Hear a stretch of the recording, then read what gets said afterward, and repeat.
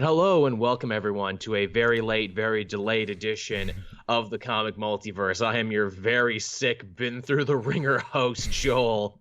God, I really didn't want it to be 3 weeks, Matt, without a show, but No. we have reasons as to why we're doing this, but we're happy. We're here now on a Monday. We're going to get it to you. But before then, regular pleasantries. How you been, Matt? It feels like a while since I've talked to you because it actually has been. It has actually been a while. Yeah, I'm going pretty good. I've been working the last week and a bit, non-stop every day, even weekends.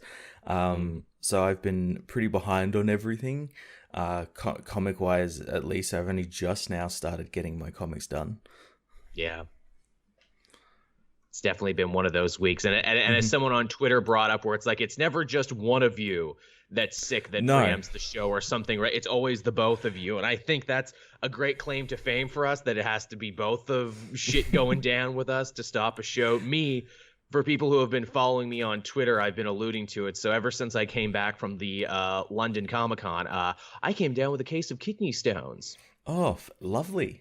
Yeah, it runs in my family. I've never had them before. I was on the train on the way back from the con, and I'm like, oh, well, this burns. This doesn't feel good.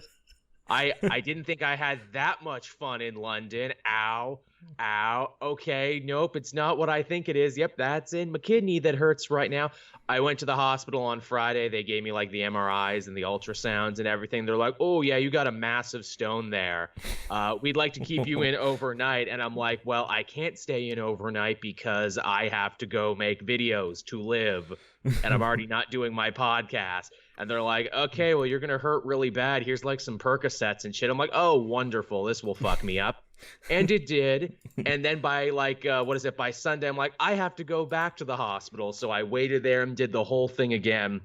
And they're like, okay, so we did another test. Turns out there's a scar in your kidney.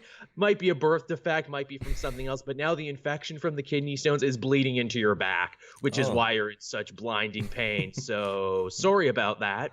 Here's some antibiotics. I'm like, thanks, guys. Thanks. That's cool. And so now I'm here, everyone. And as you can tell, kind of deaf. I didn't even get out of my robe for this one. That's a pretty good excuse not to do a show. Yeah, that I'm in blinding, horrifying pain. And the fans were so nice too. There was one lady who, when this was all starting, she's like, oh, Joel, I hope you're better. And I was kind of lying. I'm like, oh no, I'm not here for myself. I'm here for someone else, because I didn't want to say my penis hurts to a nice lady on Twitter. I'll tell you all here right now, because it's showtime and this is show content. But yeah. Yeah, I've been waking up every hour on the hour. It sucked, but that's not what we're here to talk about. We're here to talk about comics and comic news, because a lot happened in the weeks when we were away, because New York Comic-Con happened. Yeah, lots of news happened. I guess the first big piece of news we should talk about is something that broke before we even started, which never happens. Zoe Kravitz, daughter of Lenny Kravitz, has been cast as Catwoman in the new Matt Reeves Batman movie. Cool. I think she's great for it. She voiced Catwoman in the Lego Batman movie, so she already knows the character. She's done it once before. In fact, is this the first time this has ever happened? A character or an actor has voiced a character in something only to play them again in live action? I think so. It's the only one that I can think of. But yeah, that's crazy. Good on her. I think she's a great actress. I think she's great for the role. Also, I guess we know who one of our villains is now for a movie that they've claimed will have multiple villains. Are they going to make her a villain, though? I don't know. Maybe just a love interest. We'll see, I guess. Yeah. Maybe we'll see her just as Selena Kyle in this, but she won't actually become Catwoman until the end. I'd like that. Just someone who's in those same social circles as Bruce. Mm-hmm. And stuff just seems to go missing whenever she's around. Oops. Then again, too, we also had the rumors shooting around there about Jonah Hill potentially being a villain, too, in some variety, which I had no problem with. I thought he actually played a really hateable villain in that movie, War Dogs, so I'm fine with it. He's got a darkness in him. Yeah. I think he'd be a great villain. People keep saying that they want him as Penguin or someone. I'm saying, no, make him Tommy Elliot. Right, where it's I am like a Bruce Wayne, I am like a Robert Pattinson, but with all the settings reversed, where it's I'm a little chubby, I'm a little weird, I'm a little this, I'm a little that. Yeah, that would be good, because you could really buy him even in something like The Wolf of Wall Street. This kind of God, what's the word for it? This this kind of yearning to be more, this, like, why aren't I as good as you? Like a Yeah. little man syndrome. He's got like Yeah. a real little man syndrome. Yeah, he would be good for that. Yeah, exactly. And you wrap his face up too, and there you go. Yeah, there you go. And you can cast someone else if he changes his face and everything. Exactly, is the thing with that's what's cool about Hush, is you can keep getting different actors in there. And Catwoman played a pretty big part in both the Hush storyline from the comics and that new animated movie they made. So, Yep. So there's definitely places you could take this. So yeah, I'm definitely excited for that. Again, I'm literally setting my watch to being like, all right, when are racist nerds going to complain that they hired a somewhat black woman to play this? And I'm like, Catwoman is African American sometimes. Yeah, yep. From like the Adam West era onward, it's just as like sometimes she is. Yep. And again, I don't actually know. Lenny Kravitz's family makeup, it's a whole big thing there. So I may have just stuck my foot in my mouth. Now, I apologize, because it's easy to do apologizing. And I'm sure people will correct me. Another big piece of news, something that happened today, Disney Plus revealed their massive content lineup that's going to be launching when the app launches. And it's pretty goddamn impressive. It's pretty. They announced everything that's going to be there at launch in the US. So I imagine it might be different for Canada and Australia maybe, but probably not much. Hey, every Disney and Pixar movie you've ever seen ever, from like the golden age until now, it's there, minus Song of the South, naturally. Yeah. I said, someone pointed that out and I'm like, oh, no deal then, no deal. Yeah, 0 out of 10. I want the Uncle Remus movie here and now, or no dice, Disney. And which Disney's like, Song of the South, never heard of it. That didn't happen. No, but you had like a whole Briar Patch Rabbit, like a thing at your park there. No, we didn't. Shut the fuck up. Yeah, that what are you happened. talking about? That wasn't real. You dreamed that. This is a Bernstein Bears situation, which we don't own yet. But yeah, it looks really cool. They've got some really great stuff in there. They've got like, and obviously like because I was watching the thread happen when they were uploading it, and there's like stuff in there that like I've never even heard of, especially during like the 70s and 80s Disney. Oh, yeah, it's just like really random shit. Like weird live action family movies that our parents probably went to go see at some point and no one's thought of in years. No, yeah, so it's heaps. There's obviously got the Star Wars stuff. All of it. I don't think, did they put any of the Marvel stuff up there? Because I kind of checked out at around 2007.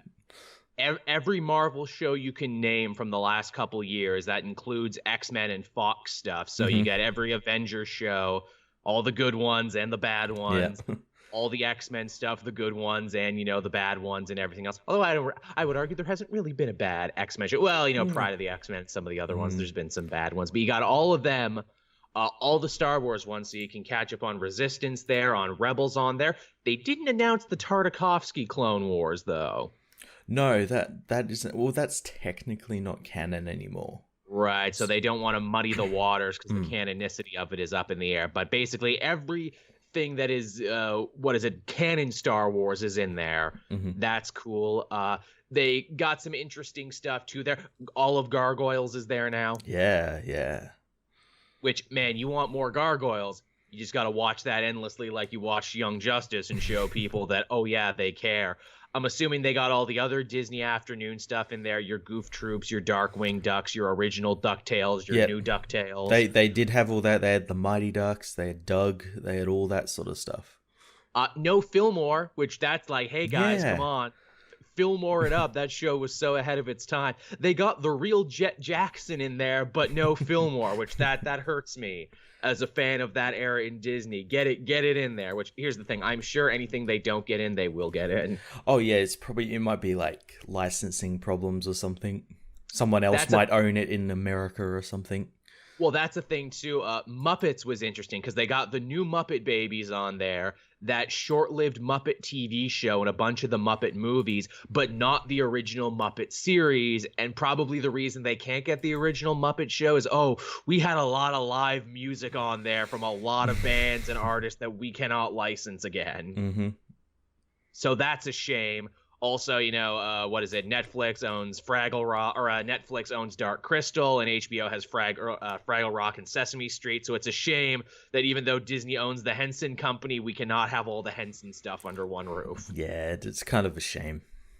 I mean, I guess this is just the era we're living in now with entertainment and streaming. And it's like, look, there's never going to be one thing that has everything. Yeah, well, one thing that really interested me about it is obviously they've got the National Geographic stuff as well. So they posted all that, and there's some really cool stuff happening with that. Some amazing stuff. They got Chef Ramsay's new show on Amazon, which I guess he had made through them, and that's pretty cool. They got all those great new Disney animal documentaries where they kind of put stories in there, like African cats and what is it? The one about the pandas and the one about the lemur monkeys. They're wonderful, and if you watch them in Blu-ray, they're freaking mind-blowingly good. Yeah, they got all the I think they've got all of James Cameron's stuff where he went down to the Titanic, all that sort of stuff. They got a great show with what's that woman's name? Jane Goodall? No, they've got one of that, but she's Jane Lynch. She's the comedian. She did like a kind of David Attenborough type show as well. Really? Yeah. Oh, I'll have to check that out. So yeah, for people who think this Disney app is just cartoons and just Star Wars, no, there's actually a ton of stuff on there. Lots of great content. And oh yeah, all the Simpsons too. Yeah, that's a big selling point for me. It like literally, yeah, because it's like, here's the thing, on my regular TV thing, if you got a good cable package, or when I used to have a cable package, Simpsons is on like 3-4 times a day. But man, if I can just literally go, okay, season 1 to season 10 on repeat. Yep. And everyone's cutoff is a little different. Maybe, one day if I'm feeling frisky and a little weird, I'll see what happens beyond the seasons I stopped watching. I'm planning on doing that. I'm planning going 1 to whatever season they have up to eventually. Which by the time you're done, they might have more. Yeah. I wonder if they're going to have Futurama. Good question. Yeah, will they have Futurama? Because Futurama stayed quite good. Even when they brought it back, there were some really good episodes in there. Yeah. What about Fox acquisitions too? Like, will we get Book of Life or any of those animated offerings that they own? Or is Disney like, no, we did not make those, so we do not want to confuse people? I like to think that maybe they might be like phase 2 of it. Like they come out next year or something, like end of this time next year. After all their stuff has had like a whole year to like be out there and digest with people. Because again, I assume Fox still owns the rights to like King of the Hill and stuff. So, when they bought imagine if it's like, look, we got Simpsons and King of the Hill all under one banner. Oh, that'd be great. I'd be down for that. Again, like if I wasn't already sold because of the Marvel stuff and the Star Wars stuff, because that's my job, all this other stuff sells me too, where it's like, that's really worth the price. Again, the price, like the best thing about it is they're allowing like yearly memberships, which I don't think any other streaming service does that. At least the ones, I think Amazon Prime is the only one, but that's like Prime delivery and all that sort of stuff as well. That could also easily change. Yep. And I'm thinking to myself too, I'm like, okay, so far I got Netflix and I got Prime. Do I need to let one of these go? I'm not always using Prime. Can I let Prime lapse? Can I let one of these lapse? Because again, it's like, do I really need 3 of these? Because it's at that point, as everyone keeps saying and everyone keeps opining, well, now I'm just paying cable now. Yeah.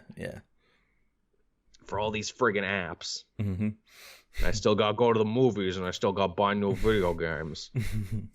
No, I haven't seen Joker yet, everyone. I've been too sick to go see Joker. I have. It's pretty full of itself. That's what I heard, where it's like, look, it's not bad, but it's also really stuck up its own ass as well. Also, like, what is it, like, the ultimate moral and ideology of the movie is fuzzy, to where I'm like, go figure when you pick a character like the Joker, who the whole thing about him is that he is vagueness. Yep. Maybe that was bound to happen when you pick a character like that, but that's not what we're talking about. We'll talk about Joker eventually, when I get to go see it, when I feel better. But also, doesn't that Jojo Rabbit movie come out too? I don't know whether that comes out here for a while, but it might come out in Canada and all that first. But I really want to see that. Me too. I could totally see myself where it's like, okay, I got my ticket money. I'm at the theater. One for Jojo Rabbit, please. Ah, damn. I just love Taika Waititi. He's so wonderful. All right, moving on from there. We got some big X-Men related news. from New York Comic-Con. It was finally announced, a question you and I, Matt, have been asking forever and ever, and that is, when is Wolverine getting a new solo series, and if so, who is going to write it? Well, it is coming, and Ben Percy is going to be writing it. Yeah, this was quite the surprise. I'm all for this. I love Benjamin Percy stuff on like Green Arrow, and yeah, I'm really looking forward to this. Makes a ton of sense, too, because Benjamin Percy is also writing X-Force, which also has Wolverine on it, so he is just the Wolverine czar now moving forward. Yep. Wolverine 2 is going to have a really interesting place in this new post-Krakoa world, where it's like, okay, so he keeps he keeps dying and keeps coming back to life, and they offhandedly mention that his healing factor isn't as good as it used to be. Also, how does he keep getting a metal skeleton? Do they keep grafting one to him, or do they mess with reality? What is? Yeah, I imagine all that's going to be explained in either this or like Hickman's X-Men book. I'm very excited for it. I'm excited for all the X-Men books right now. Yeah. They all sound good. They actually start this week. They do. We get all new X-Men #1. Yeah, looking forward to that. This is the Summers family book, to where I'm like, all right, that's just a cool premise that you can fill a whole team just with Summer family members. Oh, God, they got issues. More news about new writers for new titles, and after the whirlwind, almost decade-long character redefining run on Thor, Jason Aaron will be done as soon as King Thor, the miniseries, comes to a close, and it has been announced that Donny Cates will be the one to lead Thor into the future. Perfect. Absolutely perfect. He can do cosmic. He's shown with Venom. He has no problem, reinventing the wheel. Again, he's like the golden goose at Marvel right now. Everything he touches turns to gold. He basically can do no wrong right now. Yeah, I'm very much looking forward to this. And as well, we got like a picture of Thor, of what Thor will look like, and he looks so 90s. Yes, because he's King Thor now, and apparently that comes with dressing even more like a Viking than he ever has before. Again, I don't know what Donny Cates is going to bring to this book, but he's a dude who always has big ideas. Don't be shocked if Thor fights Null again. I was just about to say that. Because in his Venom series, we discovered that, actually, Null and Thor go way back. Yeah, I wouldn't be surprised if he makes an appearance somewhere.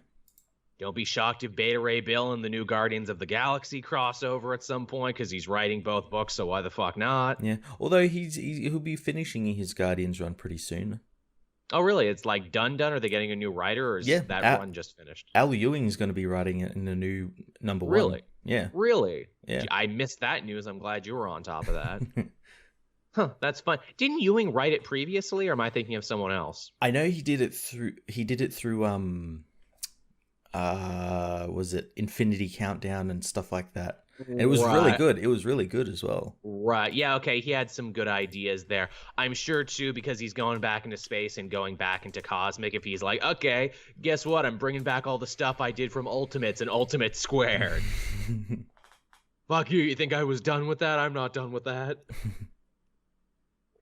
Maybe bring in some more horror shit from the Hulk. So it's funny. It's like Marvel has had this great golden age now with all these writers, and it's like, oh, they're done their run. What's going to happen? Okay, everyone move your book one to the side. Okay, now go. Yeah, well, everyone just play musical chairs, and wherever you stop, you get to run. Oh, no, that's the DC. That's how DC are running at the moment. Now, we know DC has a dartboard where they just throw darts at it and figure it out that way. Musical chairs is a little much for them. They don't have enough chairs in the office. No, it's like, why does Bendis and King have such bigger chairs than us? Because shut up, that's why. I keep trying to get a chair, but Mr. Bendis keeps tasing me. Look, it's musical chairs. It's just some writers have tasers, okay? Like, look, if you're going to complain about it. But yeah, so very excited for both the future of Wolverine and Thor. Yeah.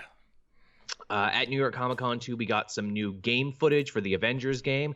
We got to see a bunch of stuff involving Ms.Marvel, Kamala Khan, who all the rumors were right. She is the POV character, and that's also why Terrigen is involved in the story as well. Yeah, and it looks great. It does. Again, Looks great. everyone was so doom and gloom when that game came out, and we first saw the footage. I'm like, it doesn't look good. I'm like, well, it's not finished yet. It's still in development. It's still in development, and it looks much better. Everyone's got finishers now. And again, unlike making one game, it looks like they've made 12 games inside of here where everyone plays radically differently. Yeah, that's what I'm really excited for. Like every character seems to have like a different kind of a different genre. Whereas like Black Widow's like stealth, whereas like Iron Man is more like a shooter, and Hulk is like the tank, and yeah. It's going to be very interesting to see how this pulls together, because I'm like, well, if you keep changing the game type on me like every 15 minutes, or if I just get comfortable with one of these play styles, then you change it on me. How's that going to work, I wonder? Yeah, I'm intrigued. Look, we did see like pictures of the like the gear system and stuff, and it looks really cool because you can change. Like they showed Iron Man, you can change like his arc reactor and like gauntlets he wears and all that sort of stuff. So that's pretty cool. They showed some of the costumes there, like you can be Joe Fix-It Hulk, and I'm like, hell yeah. Yeah, you can be the Viking Thor with like the big like fur coat and everything. That looks really cool. And then with Iron Man, you can be black and gold, Karen Gillan, Marvel Now Iron Man. I'm like, oh, really? Really? Of all the costumes, really? I said that too. I'm like, why are people obsessed with this costume? It's not a particularly good costume. From a very forgettable run. I'm like, why not Iron Man 2099? Why not the Heartbreaker suit? Why not the Silver Centurion? Why not? I can think of a million other Iron Man suits that I'd rather play as. Yeah, maybe they know like that the people who will play it, they know that they saw those comics first or something. I don't know. Is Karen Gillan friends with people on the development team, and they're like, hey, Karen, look, we put this in for you.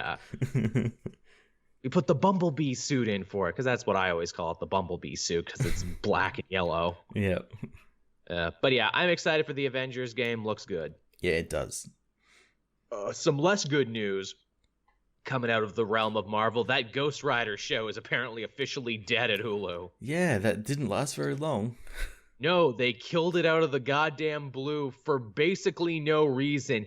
But around the same time we heard this show was getting canceled, we also heard rumors that apparently they are wanting to start Ghost Rider off in one of these new movies. So you lose a show, but you get him in the movies, though. Yeah, Feige apparently wants to use the character or the characters of Ghost Riders in an upcoming film. I imagine maybe, I want to say Doctor Strange, but that film already feels pretty packed. Feels a little obvious, too. Maybe to Blade. Him in there. Blade would be a fun one, too. Mm-hmm. Shang-Chi. Shang-Chi, again, there's a lot of places you could go with there. You know, maybe you hear stories in the background like, oh, and Daredevil, Johnny Blaze is ready to pull his great strike. Oh, no, he fucking died, everybody.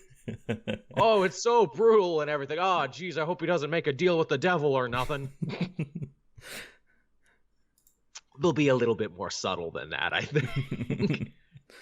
Really, the saddest thing about this is that Gabriel Luna basically gets fucked on this one once again. Yeah, well, there's always the possibility that Feige probably saw like how much he is basically Robbie Reyes and said, hey, come over to the movies.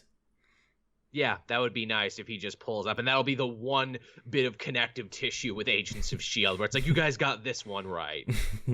Well, will we ever see Coulson or Agent May or any of the other ones in the movie? Yeah, probably. Scheduling conflicts.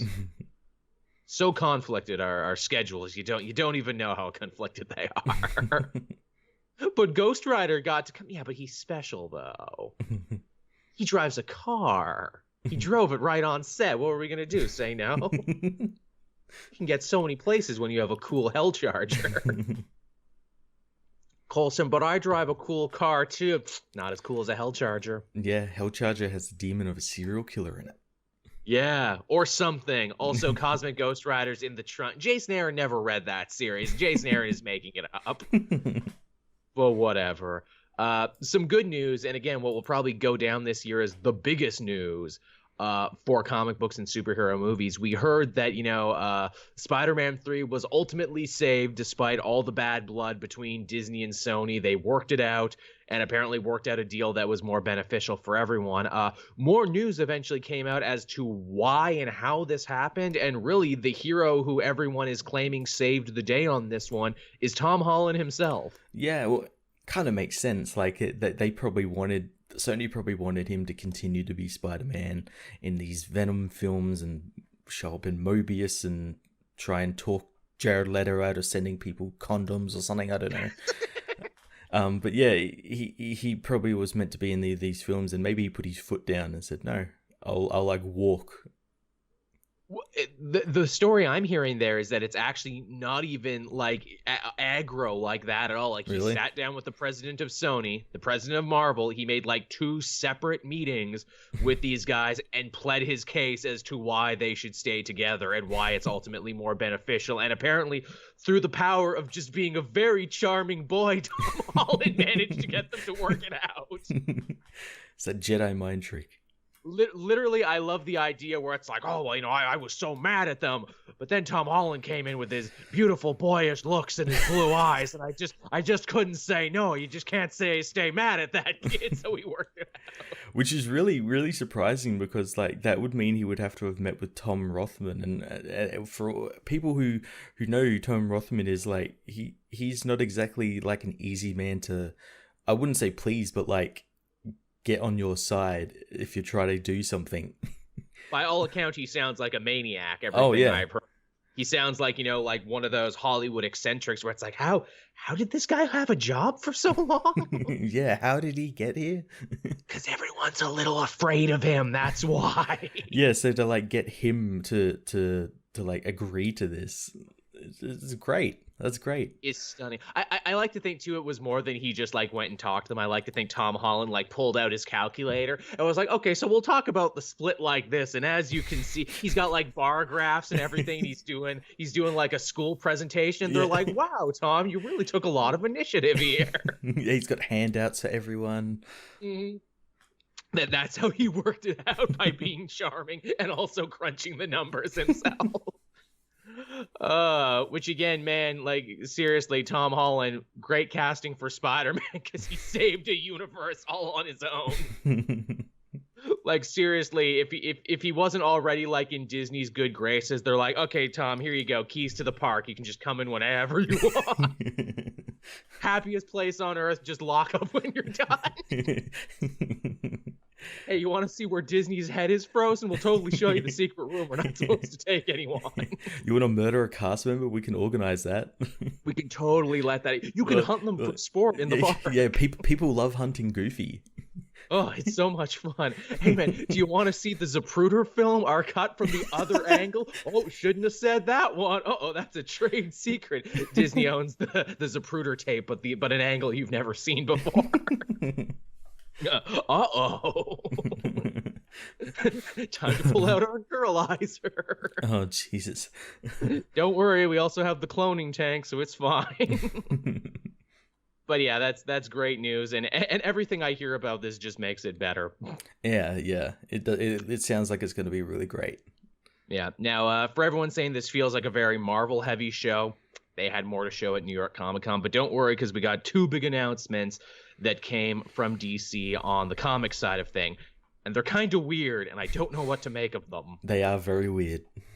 So one of the big pieces of news that they came out with and then said nothing else about is that, okay, so for the next run of Wonder Woman, we're going to be retconning her history, and by extension the history of all of DC Comics, to maybe try and repair the timeline that Bendis and Tom King have destroyed, and that Doomsday Clock was supposed to fix but didn't, and clearly won't if they're doing this. But the idea is that now Wonder Woman is going to be the first hero in the pantheon of DC Comics, so she's going to be predating even the JSA now, apparently. Predating even Superman, who, thanks to Doomsday Clock, appeared in 1938. Yes, and is now the actual center of the metaverse. Well, fuck that, apparently. That was old news. That was last week. That's because Jeff Johns wrote that, so yeah, fuck that. Because Jeff Johns wrote it, and screw the man who was our boss and who oversaw a truly beautiful, wonderful, fruitful period of our publishing. Fuck him and his good ideas. But yes, Wonder Woman is now officially going to be the first. Kind of like the movie. Yeah, I guess. That's really the only reason I could see why they would want to do this now, which I'm like, guys, you're like a couple of years fucking late for this. A bit fucking late. And the new movie is like, what, Wonder Woman 1984? Why don't you say she appears in 1984 then? just feels like such a lateral move. Yeah, it feels so weird. Well, that whole thing was weird because with that, it wasn't like they announced they've got like a big timeline coming up. Yes. And they showed it at New York Comic Con, and we got some photos of. They're very blurry photos. You can't see anything in it. No. But yeah, like I'm just trying to think of like how are they going to fit this all in a timeline when I've tried and it's literally impossible. It's literally impossible to do without like retconning huge chunks of characters' lives. You have the contradictions and things that contradict the other contradictions. And then you have the very simplistic people who are like, no, Superman Reborn, he fused with his New 52 counterpart and that fixed everything. No, it didn't. It did for like a minute and then they immediately like fucked it up. And they immediately started contradicting themselves again. It's not the magic band-aid you think it is. And also the fact, too, that like from like DC Rebirth onward, where it's like, are you ever going to explain the timeline? No, because if we tried, it would look stupid. So we're just going to keep going and be like, do you like it? It's in continuity. If you don't, it's not. Now they're like, oh, we're actually going to try. And in the back of my mind as a fan, I'm like, please don't. The one thing I'm looking forward to when they announce that, because apparently the one they showed at New York Comic Con wasn't even finished. Like it wasn't. Which that blows my mind. And like, why show it if it's not even finished? That's the kid showing up to class. Okay, so I didn't do my homework, but if I did, it would look like this. Yeah, it's going to be fun to like pick apart and see like, well, it doesn't fit there. But I think what their goal is like, oh, it does fit together because it's in generations. Oh, well, so we're doing hyper time again now? Yeah, because it's all like Generation 1 is the whole Wonder Woman stuff, and Generation 2 is when starts when Superman arrives, and none of it like really makes any sense. And how long until you just crisis it out again? Oh, that'll be next year sometime. We haven't had a crisis in a while, so... No, it's been a bit. Every time DC's like, oh, we're going to have like a super good timeline now that we're going to stick to. I'm like, no, you're not, because you never do. No, you'll stick to it for just a little bit like Rebirth. They'll stick to that for a little bit, and then move. You guys are addicted to changing your timeline. Changing your timeline in your history is literally your smack every like 5 to 6 years. Oh, we fell off the wagon again. Shit. We said we were good. We got a job. We found Jesus, but then we just had to shoot another crisis into them veins. Don't worry, it's okay. We'll start over. It's fine. We'll start over. I don't know. More power to them, but in the back of my mind, I'm like, it's like it's not great now, but it's fine now where we can just have headcanon. Yeah. What's the DC timeline? Whatever you want it to be. Yeah. Whatever you read, that's your timeline. Whatever you decide, it's fine. And I'm like, all right, sure, it's fine.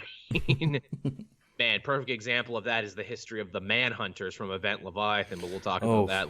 We'll get into that.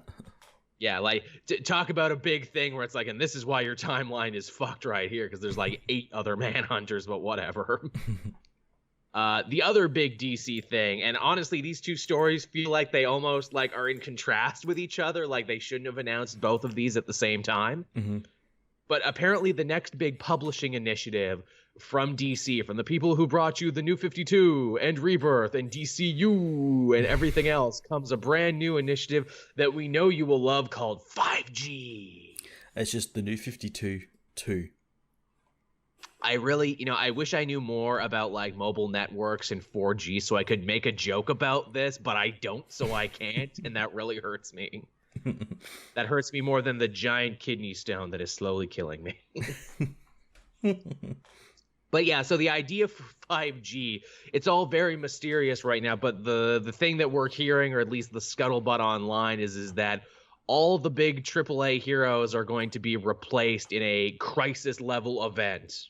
Yeah, replaced by their newer legacy characters, although there's like weird choices where it's like we obviously get John Kent replacing Superman, but then we get like Luke Fox replacing Batman. Luke Fox, the character who hasn't appeared in like a book for like years. But he's in that Batwoman show, which I have not watched yet. It's pretty terrible. I'm so behind on everything. Really, I'm hearing mixed things about it. I feel like this is going to be one of those shows you and I disagree on, Matt, but again, I haven't watched it yet. Yeah. I know you really don't like the way they're doing Luke Fox, that they've like No. completely neutered him as a character and Oh, just they made him have. like another dirty man in the chair. He's literally Mr. Terrific from Arrow. God, despite the fact that that is so not what he was in the comics. He was a dude who did MMA and kept his superhero life Oh, secret from his he's father. not that. He is not that at all. And like he was a dude who was always torn between, whereas like, do I want to be a man of brawn or a man of brain, or can I bring these together at any point? And like Batman recruited him in secret because he saw something great in him, but at the same time he knew that he was like, dancing and playing with fire on this one because of what is it, the other Fox, his dad, ever found out that would torpedo their relationship. Yeah. Oh, that's not, none of that is in here. He doesn't even No, know it's how any of the tech in the Batcave works. So amazing, even though he's supposed to be a genius. yeah. That's, I mean, I guess Vibe started off kind of just shitty too, and they eventually grew into their comic counterparts. Maybe that's the same idea here, but yeah, I'll admit that from what you're telling me, I don't like that either. No. Well, but we need a man in the chair though, and we just can't create an original character. That's too hard. That'd be too hard. No, we need to create an original character, but give him the name of someone from the comics. Yeah. What else? And here's the funny thing is that like there's other Fox children you could have used too. You didn't have to use Luke. Yeah, he could have used he's got a sister, doesn't he? He has a sister, and there's also another Fox son from like 3 or 4 crises ago who keeps getting like crisised out of existence. There you go. He has lots of kids actually, Lucius. He keeps losing them to crises though, so he keeps having more. So he just keeps having more. Man, that's a story right there. Lucius Fox has to meet all of his kids from across the metaverse. Crisis of Infinite Foxes. Love it. What does the fox say? How long until the CW makes that joke? Oh no. But yeah, 5G, interesting idea, but weird idea too. I'm like, okay, I love the idea of a good shakeup. I'm a wrestling fan. I understand a good superstar hero shakeup, but also in the back of my mind, I'm like, didn't you do this in the DCU when you made Green Arrow werewolf and Batman was a robot and also Jim Gordon and Superman had no powers? I would say I would be excited for it. The only problem is it's the same people from the New 52 who are doing it, like Dan DiDio, Jim Lee, all those guys. They're the ones like spearheading this, and I'm just in the back of my mind, I'm like, they're just going to go back to New 52. It's just going to be New 52 again. It's going to be that again. They've already been checking off the same ideas where it's like, Yep. okay, remember when we did that villains month thing? What if we do a year of villain? I'm like, well, that's just the same idea, but stretched over longer. Yeah, but this time, what if we combine it with like Forever Evil, where the villains win, and the heroes don't actually take part in the actual main story? Again, guys, you've done this before. Okay, 5G, we shake up a bunch of the heroes. You did this. It was called DCU. Yeah, but now it's a crisis level event. Like, you just keep doing the same ideas over and over again. And also, too, you can tell this is like a DiDio mandate in the boardroom where it's like, okay, sales are flagging. People aren't happy with what's going on in a lot of these stories right now. Clearly, that's not our fault for writing stories people don't want to read. Clearly, it's just people are bored with a stale universe. The children are wrong. The children are wrong. It's Dan DiDio is literally sitting there as Skinner, where it's like, am I out of touch? No, it's the fans that are wrong. Yeah. And it's so funny too. It's like, guys, you were on top not that long ago with DC Rebirth, and everyone was happy. Yeah, how did they not like see like, sales in Rebirth were good when we did stuff that like connected the universe and had like kind of a nostalgic feel to it and was like a back to basics for all these characters. And then, it was selling well. Nah, let's give 2 of our books to like 2 writers who don't understand the characters. And then we're paying too much. Yeah, and then let them just like flush everything we done down the toilet. But short-term gains, Matt. It's all about them short-term gains. Also, DC Rebirth, that wasn't really good. That was he's not even in charge anymore, Johns. Why are people so hung up at the past? Let's do a whole like beat in Heroes in Crisis where we say that universe or that time wasn't as good as you all remember. No, but it was though. Yeah, it literally was. You're remembering it wrong. No, we're not. Again, like you could literally tell that was the point where DiDio pushed Tom King aside and he started writing. Yeah, he came in after he left for the day and just scribbled out the words and. Like, literally to have a character say that that good time that you liked was not as good as you remember. I mean, it was pretty damn fucking good. I think I remember more than what a character I does. mean, I was reading more DC books at that time than I am now, so I mean, you know. Yeah. So there you go, everyone. That's the news catch up for this week. Yeah. Lot of stuff going on, a lot of interesting stuff, a lot of cool stuff to look forward to. Yeah. I guess we want to hop over into what we read this week. This might be weird because I know you said your schedule's been all over the place, so I don't know what you've read and what you haven't yet. Well, I've read a little bit, but like I haven't reviewed them yet. That's fair. Okay, where would we like to start then? I guess X-Men, Powers of X had its big finale. Yeah, this was a good issue. Much like House of X the week before, this was a like perfect tie-off. Indeed, and this one answering the big question where it's like, okay, so Krakoa is set up as a nation, it's got laws, it's got a military, it's got everything else, a ruling council, but what? Like every cult needs. Like every cult needs her. But where does Moira factor into all this? She's the one who, you know, granted the mutants this amazing second chance, but we haven't seen her in the main timeline. And the reason is she's basically taken herself out of mutant society, faked her death as it did actually happen in Necronotia. The idea being where she's like, look, my knowledge of the future could actually fuck up everyone else, so I have to actually like take myself out of society and make sure I don't touch anything here. Yeah, they can be, the truth can't get out because that'll end up fucking up the society, which is why stuff like precogs and things aren't allowed on Krakoa. And we can never resurrect Destiny because Destiny totally has Moira's number, even though they promised Mystique they would do it. And you can already tell, like, oh, that's going to lead to a big problem. Because I don't know if you know Mystique, but when she's mad, she gets really mad. Oh, I said in my review this whole thing, like, because Hickman kind of plays it up in that scene where it's like, the truth can never get out, it'll ruin it. And I'm like, that's going to come out, and that's going to be the X-Men's undoing this time. That's literally like, and start the ticking clock to when this will all come out. It'll probably lead to a schism of some type. Of some kind, yeah. You might as well call Hickman the Chekhov's gunman, because literally he's just dropping Chekhov's guns all over the place. Like, this will be used later, this will be used later, this will be used a year from now. Which is amazing to think that he's thought it out so methodically, where it's like, okay, and now let us tell a year of stories, and let us wait for these shoes to drop.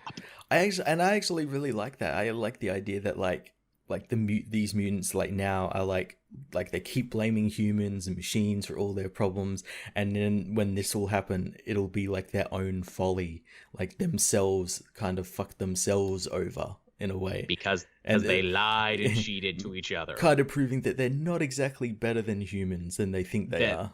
That they're actually more like humans than they could ever imagine. And in fact, as we find out in the future storyline, the librarian, that weird blue-skinned alien, not an alien at all, actually a post-human in the future, because the mutants are so busy fighting off the machines and everything else. Mankind masters genetic engineering, and we become these weird blue-skinned people of the future. Yeah, they like leapfrog over mutants to become the genetic superior race. Which is the ultimate middle finger to mutant kind, and also why they're like, okay, well, we really got to change stuff then, where if we're not even going to be homo superior in the future, that if we actually get outmoded by humans, that's some old bullshit. Yeah. Also, too, that life that we thought was at the end of the timeline, no, that was only life number 6. We've actually been seeing these futures out of order. We have. Which, that's fucking crazy. It's so crazy. That's very crazy. And I love, too, that where it's like, oh, Wolverine has to kill her to send her back and restart everything. And I'm like, oh, this is just like that shot from the Nimrod future. No, actually, that happens after this. So Moira and Wolverine just have this weird relationship where he's just endlessly killing her because he's the only one who can live that long. Yeah, he's like, that's his main task in life. And I was like, just survive long enough just to kill Moira when it's needed.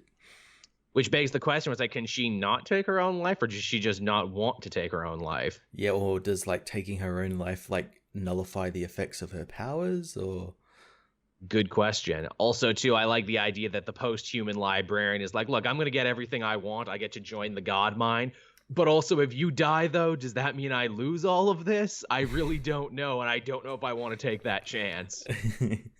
Yeah, that stuff with the god mind and stuff, it was more explained in House of X issue 6. Was just insane to think that, oh, all black holes are connected and there's like minds that live inside them and they form like a dominion god or something. Mhm. Like, oh, that's And total Hickman.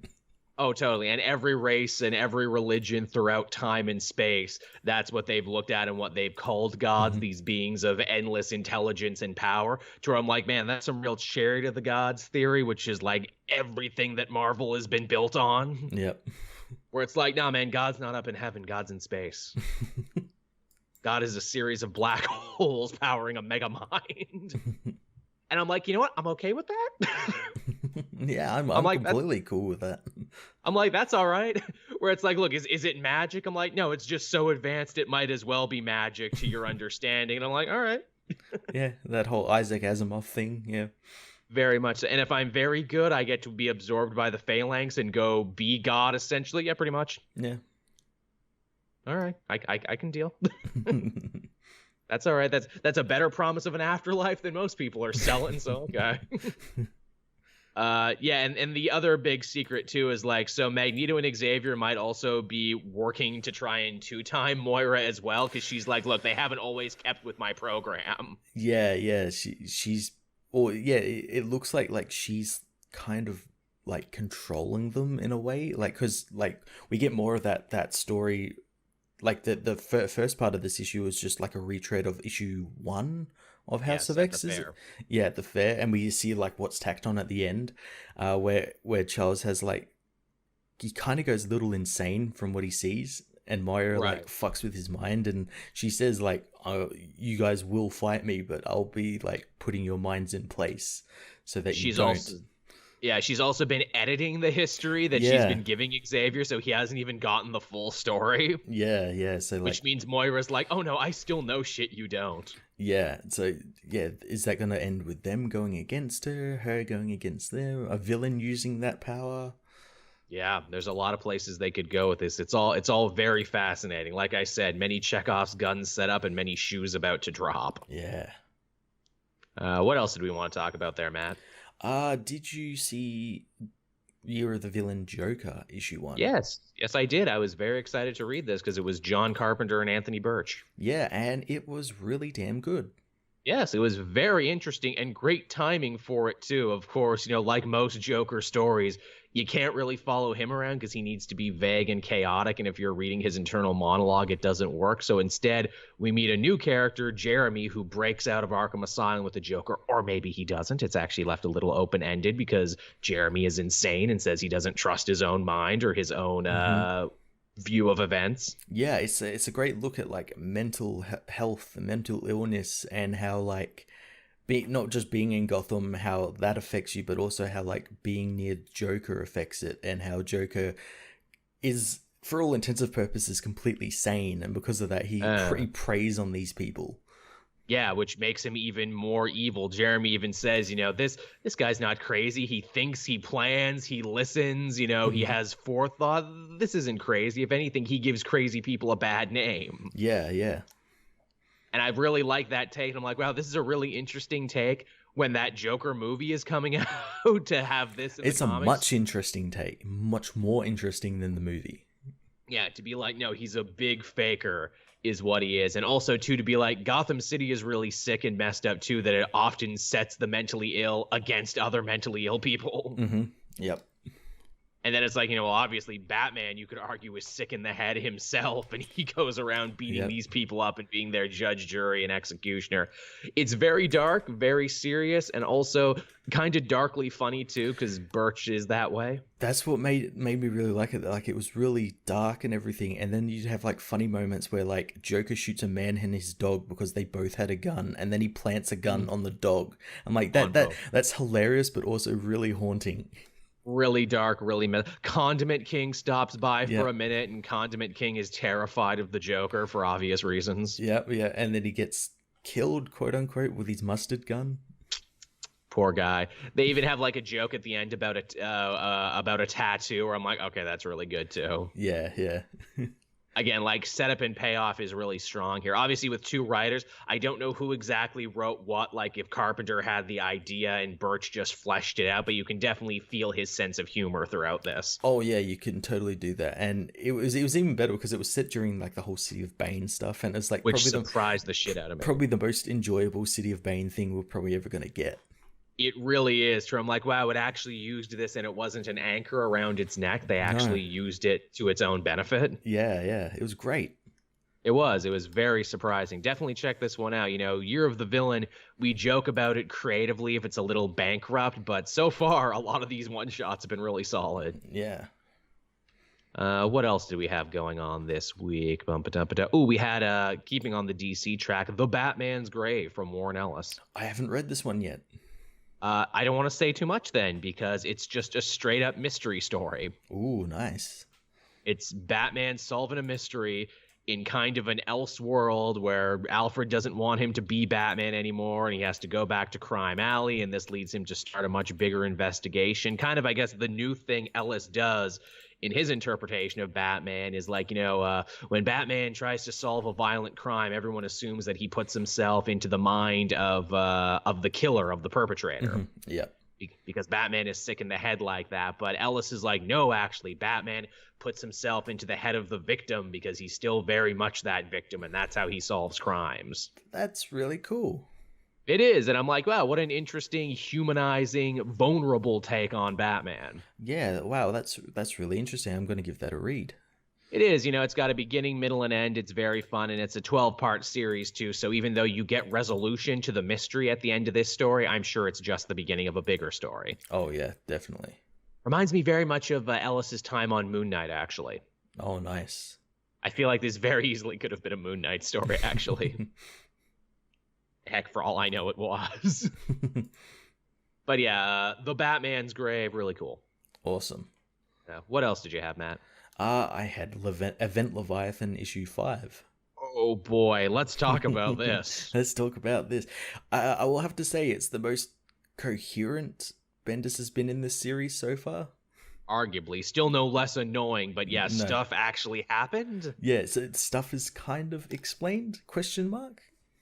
In like the most backward, non-fulfilling way. So at the end of the last issue we saw, there was another group of detectives working the same case, and we find out that they were put together by Lois to investigate Batman's group to make sure they weren't Leviathan or working with Leviathan, which is the dumbest bullshit, because it's like, okay, well then at that rate, should there be a third team to make sure and then a fourth team, and then a fifth team? It just never ending. That's how it starts. Yeah, they end up like saying, nah, no one's Leviathan except maybe you, Lois. And that this has been a running thing where it's like Lois is Leviathan. It's like she's not. You don't need to keep doing that, but then it just like immediately changes gears where it's like it's not Lois, it's her father Sam. And they have zero evidence for this. They're like, we just think it's Sam Lane now. Well, what was your process? What evidence did you find? Shut up. You didn't see it, but we did it. When was the last time you contacted him? And it's like, well, Superman's been keeping an eye on him this whole time. Well, we forgot about that. Yeah, and then it turns out that like Sam Lane knows Leviathan. He knows about Leviathan. You're like, well, if he knew about Leviathan, why didn't he say anything after he was attacked the first time in Superman, or the second time he was attacked in this book in his hospital room? It's because he knows Leviathan's right. I'm like, well, okay, well, why not just run with it and make him like a villain as well? I mean, he's been portrayed as a villain in everything else. And I mean, you already made Superman's dad a villain. Why not make Lois's dad a villain too? Yeah. And he says it's all tied to something called the snowman ticket. You gotta find the snowman ticket. Yeah, this thing that's never been mentioned before this issue. This is the key to everything now, the snowman ticket, to where in my review I'm just like, oh yes, the snowman ticket. The thing that Frosty has to get on Christmas to get back to the North Pole before he melts away. Frosty the snowman was actually Leviathan. I remember saying that there's going to be something in like the last issue that's just going to be pulled out of nowhere, and that's this. They're already pulling it out. Also, too, despite the fact that we had two teams of detectives working nonstop to figure this out, it might actually have been Damian who figured it out because he pulled a reasoning out of his asshole in the last couple minutes. Yeah, the only reason he kind of figured out that the whole thing is Leviathan is the original Manhunter. Or one of the original Manhunters. Basically, he looks at Kate Spencer's staff and it's like, oh, you're not the first Manhunter. To which I'm like, how the fuck do you know she's not the first Manhunter? Not even that. Well, I was looking at her staff, like, make him think that, like, is like, that staff kind of looks like Leviathan. Also, haven't you all been hanging out in the Batcave for like days now? How is this only getting into your head now, you little jerk? For the record, there's like 8 people who have been Leviathan before Kate Spencer. Mm-hmm. Matt says it's the original. I actually think it's Mark Shaw, because if you look at Mark Shaw's mask and you look at Leviathan's mask, they're basically the same. Yeah, it could be him. And also their ideologies line up, because again, Superman, who goes to visit Leviathan in the Leviathan dimension, which was put together because why, Matt? Because to trap John, basically. It's basically like the human version of the Phantom Zone.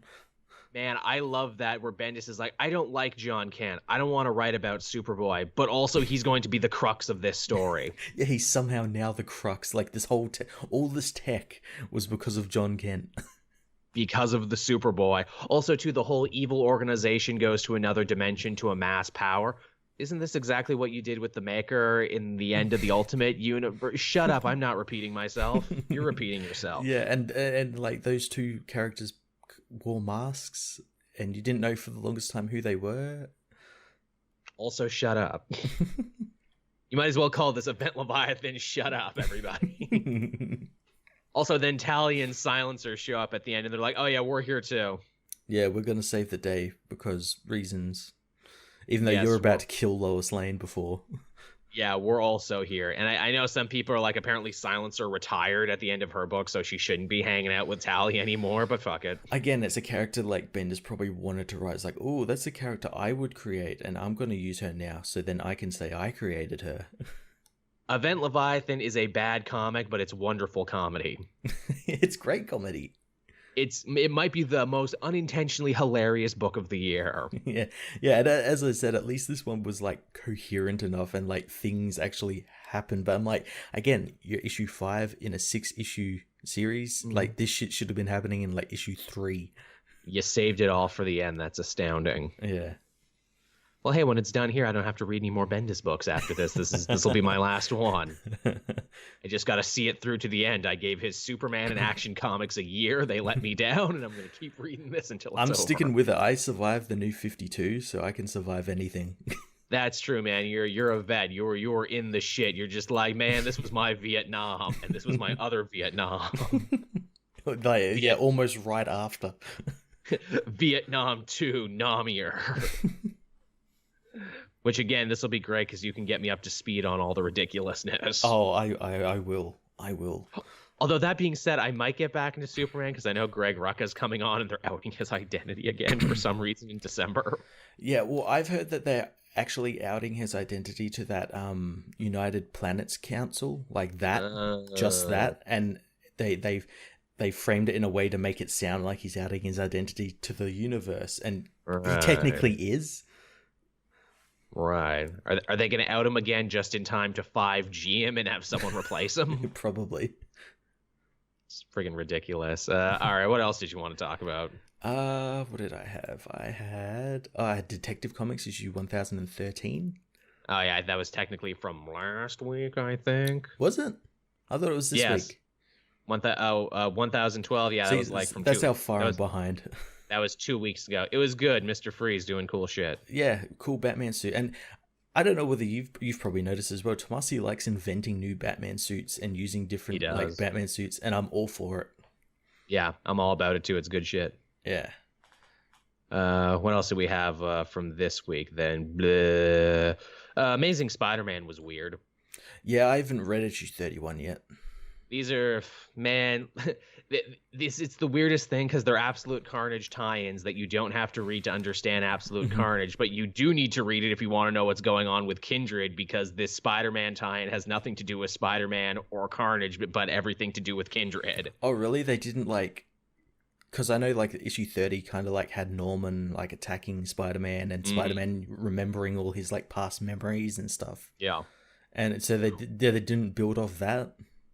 Well, they do, but the whole idea is that like Kindred is at Norman's cell in Ravencroft Asylum when he was there to mess with Mysterio, and he's basically just like, you know, talking mad shit to him through the glass the whole time while this fight is going on. Okay. And like, so Kindred obviously knows who Norman is. They have a long-standing history, and Norman actually breaks the craziness of thinking he's Cletus Cassidy for a minute to be like, oh, I know who you are too, but I'm back to being crazy now, so I can't tell anyone. Oh, god damn it. To which obviously, like, about as subtle as a jackhammer, I'm like, oh, so you're saying it's Harry then? But it can't be Harry, so this is obviously just one giant red herring. Yeah, okay, that's weird. Because Nick Spencer would never be this obvious or this on the nose. It clearly can't be Harry, but maybe it's someone else related to Norman. I theorized it might actually be Emily Osborn. It might actually be Harry's mom. That'd be interesting. But then, like, doesn't Kindred have like a weird infatuation with Spider-Man, where it's like no one can be with him, and it could only be both of them together? That's true. It's also that, and like some of his words sounded very female. Another theory too, maybe there's not one Kindred, maybe there's multiple Kindred. That's a good theory, yeah. And that's why it keeps changing, where it's like, yeah, I am Captain George Stacy, and I am, Jean DeWolf, and I am Emily Osborn. That would actually be really cool if they were all like people from Peter's past who he failed in some way. Yeah, we are kindred to each other, and we are kindred to you. Yeah. That would be an interesting twist. That would be very Hot Fuzz, where it's like, oh, you see, you thought there was one perpetrator, but there was actually multiple perpetrators. Spoiler for that movie, everyone. Yeah, spoiler for like a 10-year-old movie.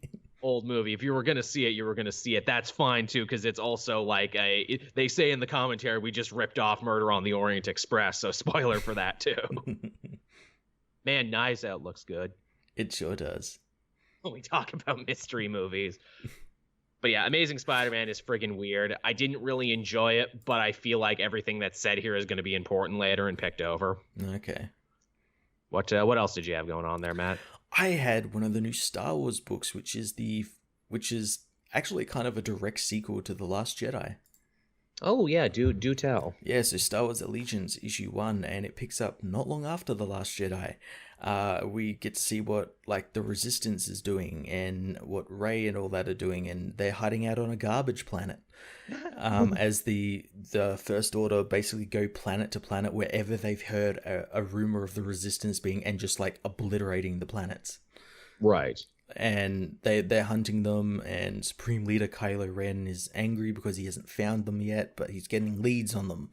And those leads are from Poe and Finn, who are away they're trying to gather weapons and people and everything to the Resistance, because at the end of The Last Jedi, Resistance was like small enough to fit on the Millennium Falcon. Yeah, so they're trying to like gather up people they can find and everything, and it's not going very well because they attract the notice of bounty hunters, and in a nice cool like continuity bit, it's the bounty hunters that were the main focus of the Galaxy's Edge book. Oh, nice. So they end up being employed by the First Order to hunt down Finn and Poe. Meanwhile, Rey is kind of training in the Force, and an interesting little bit which I hope is going to be in the new movie is that her Force powers don't work anymore. Like they don't work properly. She can't focus them or anything because she's trying to like use the Force on this like creature that's attacking her, and it doesn't work at all. And she has to sort of like get away from it, and she's only saved from it by the Falcon when Leia comes to pick her up, because they need to go on a mission to Admiral Akbar's homeworld. Sweet. And again, in a nice little bit of continuity, they're tying it into it was Kieran Gillen's run on Star Wars where he did like a big Mon Calamari story. Tying it into that, where like the rebels came there and like the planet was decimated because they came there. So the Resistance arrived there and are met by like guards and told that like they're probably going to die because of what they did back then. Oops. But yeah, it's really cool. It's really interesting that we're actually getting stories that probably might affect the new movie. In a way. And but yeah, it's really cool. It's like a 4-issue miniseries, kind of like what they did with Shattered Empire. That's good. Yeah, it was really cool, and it was drawn really nicely as well. Yeah, sounds like it. I got like one more book to talk about, and then I should probably let you go because you actually got to go do a thing, and I got to go take more pills. Yeah, no worries. All right, so I guess the last one I'll talk about is I had Invaders #10. Obviously, this is like the real gem book at Marvel right now that I'm telling everyone they should read. I keep wanting to read it, but I keep falling far behind with my reviews. I know, man. Also, too, you were right, actually. Detective Comics 1013 actually did come out last week. I missed it, and I missed Daredevil, too. Oh, okay. Yeah, I am behind on Daredevil as well. So we're both fucking up. It's not just you. I'm going to actually go and get that, and maybe I can read it before I go to bed. But, yeah, Invaders, I've been loving this series. Didn't love this issue, but it set up some rather interesting ideas. Yeah? Yeah, the idea is that, you know, to stop Namor, who's attacking the surface and turning people into Atlanteans, Captain America and Bucky took the serum and turned themselves into Atlanteans so they could infiltrate the city. Oh, no. Yeah, and it's so funny, too, because Bucky has to leave his robot arm behind because he's like, well, if I have my robot arm, they'll know who I am. And I'm just like fucking... cover that up. Just put some seaweed over it. Hey, I know that robot arm. Atlantean guards are pretty stupid, too, because they're like, yeah, the city's only ever used to being assaulted. They're not used to, like, spies and subterfuge, so they just let them right in. I actually kind of like that. That kind of fits with whole, like, Namor's, like, arrogance. And it's like, no one's going to be, like, game enough to attack us or, like, sneak in. Yeah, who would turn themselves into Atlanteans? It's fucking stupid. Namor is losing control of his city, too, because Makan, his old war buddy, turned mental hallucination thanks to Xavier, has stolen the serpent crown and given himself a new body. Oh, nice. I hope that Xavier stuff ties into Hickman's, like they could tie it in with him, because remember he went to Namor in House of X, and this could be him like fucking with him like in a different life. This is the first Marvel book I've read that actually mentions Krakoa. Ooh, really? Yes, it is, because Roxxon is because, you know, Atlantis is at war with the American government right now, and they're like, well, they could nuke the city any day now, so we should send mercenaries in to steal their crap, especially now with the growing mutant threat in Krakoa. Oh, nice. You know, they're selling miracle drugs. No one's buying Roxxon stuff anymore. We better get some cool Atlantis shit to show people. Oh, nice. Yeah, so they actually do mention. I thought that was a nice touch. Again, they kind of brush by Steve being an Atlantean and what that means, because him and Namor end up teaming up to fight the mercenaries, but then fighting each other. And then a bomb goes off that turns Steve back into a human, but also turns Namor human too. Ooh. Which technically he was already half human, and some mutant in there too, and some other stuff, but now he's full human. Oh, he's not gonna like that. No, he's not, and now they're trapped on an island together, and Captain America's like, okay, are we gonna work this out, or are we just gonna beat the shit out of each other until help arrives? And Namor's like, haven't decided yet. Give me a minute. But yeah, Invaders is cool. Didn't love this issue as much, but it's a fun storyline overall. I know people are loving Zdarsky's Spider-Man. People are loving his Daredevil, but this is another really great thing he's doing. I've loved everything he's done, and I am kicking myself for not starting this book when it originally started.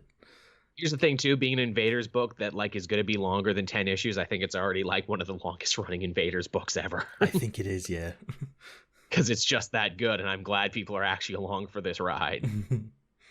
All right, so there's the show, everyone. We didn't think we were going to make it, but I'm glad we made it. As you can tell, Matt and I are actually behind on a lot of books, and we need to get caught up. Yes. Especially because, oh, God, Wednesday is soon. Very soon. Oh, tomorrow for me.